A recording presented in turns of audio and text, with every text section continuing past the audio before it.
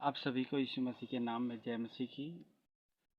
आज हम प्रभु यीशु मसीह के बारे में कुछ उसके जीवन से जुड़ी हुई बातों के विषय में हम चर्चा करेंगे, बात करेंगे और सीखने पाएंगे कि हमारा परमेश्वर जब क्रूस में चढ़ाया गया तो किन दिक्कतों से उन्हें सामना करना पड़ा, उन दिक्कतों को सहना पड़ा और उस बात को जानेंगे कि किन पीड़ाओं से होकर वो क्रूस में गए। हालेलुया। मैं पिछले दिन गांव में गया हुआ था और गांव में मैं सेवकाई दे रहा था। सेवकाई के दरमियान मुझे पता चला कि वहाँ के लोग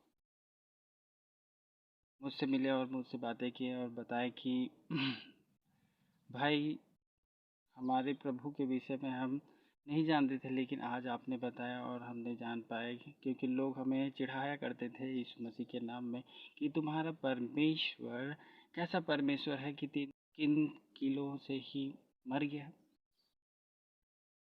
और उस दिन वो जान पाए कि 3 किलो से नहीं, प्रभु यीशु मसीह बहुत सी कठिन परिस्थितियों से होकर गुजरे और उस क्रूस में अपने प्राण को दिए।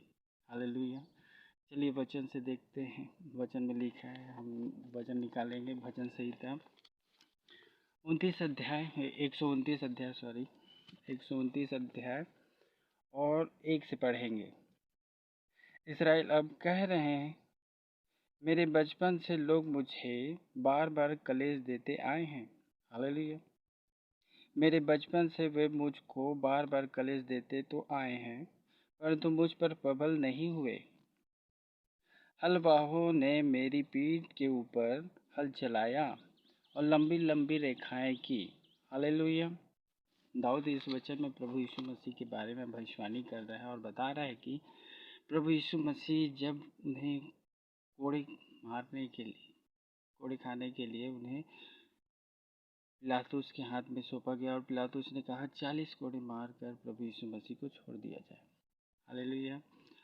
और रोमी सैनिक उन्हें कोड़े मारने के स्थान में लेके गए और कोड़े मारने के स्थान में ले जाकर के प्रभु यीशु मसीह को हाथों से, पैरों से और जंजीरों से बांध दिया गया। बांधने के बाद हम सुनते हैं कि प्रभु यीशु मसीह को वो 3 रस्सियों वाले कोड़े मारे, जिसके लास्ट छोर पे एक लोहे का और तांबे का कांटा रहता था। उसी से मारे करके हमने सुना है। लेकिन दाऊद यहाँ पर कुछ और कहता है। हालेलुया। दाऊद कहता है कि हलवाहों ने मेरे पीठ पे हल चलाया है। हालेलुया। और वो हल प्रभु यीशु के पीठ में वो 3 रस्सियों और वो कांटेदार धातुओं से नहीं बना है। वो कोड़ा जो प्रभु यीशु मसीह को मारा गया है, वो एक सीधी रस्सी थी जिसके चारों तरफ कांटे कांटे लगे हुए थे। हालेलुया। और जैसे ही प्रभु यीशु मसीह को कोड़ा मारा जाता था, वैसे ही वो कांटे उनके पूरे शरीर में चिपक जाया करती थी और जैसे ही वापस खींचा जाता था उस कोड़े को, तो वो कोड़ा पूरे मांस समेत बाहर निकलता था, जिससे एक धारी बन जाती थी। हालेलुया। यहाँ पर जो दाऊद वचन में कह रहे हैं, वो वचन यही कहता है कि हल वालों ने मेरे पीठ पे हल चलाया। और हल कैसे चलता है? हल खेत में आपने देखा होगा कि हल सीधी लाइन में रहती है, इधर उधर नहीं रहती, ना ही छोटा मोटा धारियाँ बनती हैं। हल की लाइन एकदम सीधी गड्ढेदार धारी बनती है, पूरे ज़मीन को खोदते हुए वो धारी बनती है। उसी रीति से जब इस प्रभु यीशु मसीह के शरीर में हल के साथ धारियाँ बनी, हल जैसे धारियाँ बनी, वो एक सीधा लंबा कोड़े और वो कोड़े मारते गए और 40 कोड़े तक प्रभु यीशु मसीह स्थिर रहा। और बाइबल के स्कॉलर्स कहते हैं कि कोई भी अगर व्यक्ति, साधारण व्यक्ति, अगर उसे 40 कोड़े मारे जाएं तो वो या तो पागल हो जाता हो या तो वो मर जाता। हालेलुया।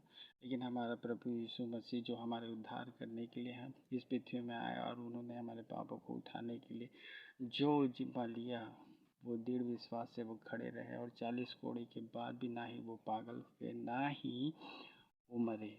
वो खड़े हुए पिलातुस के पास। हालेलुया। मैं उन बातों को सोचता हूँ जब प्रभु यीशु मसीह कोड़े खा रहे थे तो उनके मन में क्या चल रहा था, उनको कैसी पीड़ाओं का सामना करना पड़ रहा था। जैसे आज के दिन में हमारे शरीर में एक कांटा चुभ जाता है और हम उस कांटे से दर्द से व्याकुल हो जाते हैं जब तक वो कांटा ना निकले। हालेलुया। और निकालते हैं उसके को। जब कोड़े मारे गए थे तो एक एक जिसका दर्द हम कभी बयान नहीं कर पाएंगे, वो दर्द को प्रभु यीशु मसीह ने सहा है। हालेलुया। उस दर्द के बारे में मैं कुछ नहीं बोल सकता, लेकिन मनन जरूर करता हूँ कि प्रभु आपका मन कितना प्रेम और शुद्ध और पवित्र है।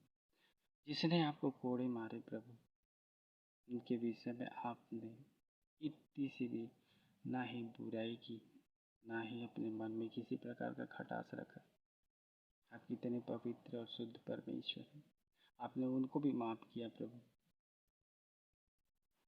और कोड़े के विषय में देखेंगे, जैसे ही कोड़े उनके शरीर में पड़ता और चिपकता, वैसे ही पूरे मांस को वो बाहर निकालता, और मांस को बाहर निकालने के बाद फिर एक कोड़े मारते, फिर एक कोड़े मारते। ऐसे कर कर के पूरे शरीर के मांस पूरा निकल गया था।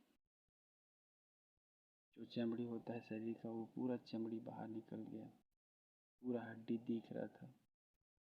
ऐसे कोड़े के दर्द से प्रभु यीशु मसीह क्रूस तक गए। हालेलुया।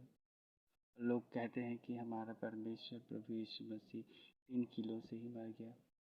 पूरा शरीर का बल उस कोड़े के स्थान में चला गया।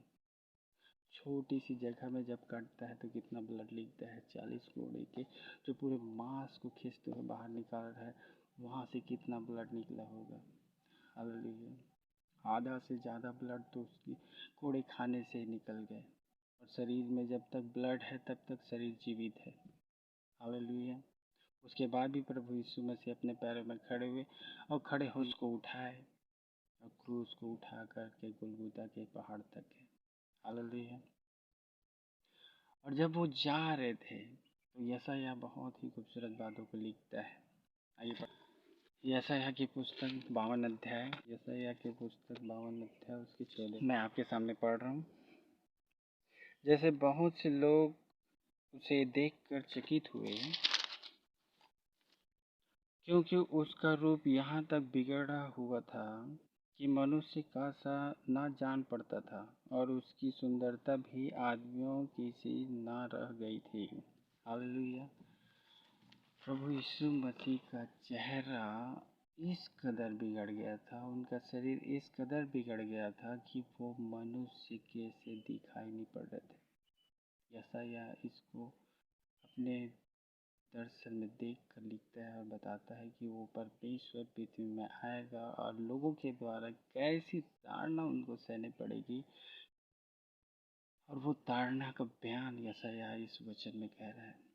इतने मारे गए थे, कांटों का ताज उनके सिर में लगा दिए गए थे, और कांटों का जो कांटा था वो 6-6 इंच लंबा था। एक कांटा सर से घुसता है और आँख के पलक से बाहर निकलता है। और प्रभु यीशु मसीह उस दर्द को भी सह गए। हालेलुया।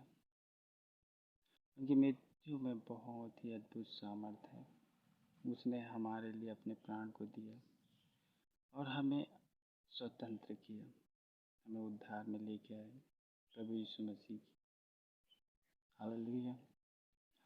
धन्यवाद करते हैं। आगे की वीडियो को देखने के लिए चैनल को सब्सक्राइब करें, लाइक करें, शेयर करें और कमेंट ज़रूर करें कि हम आगे और भी अच्छे अच्छे वीडियो को बनाने पाएँ। यीशु मसीह के नाम में आप सभी को जय मसीह।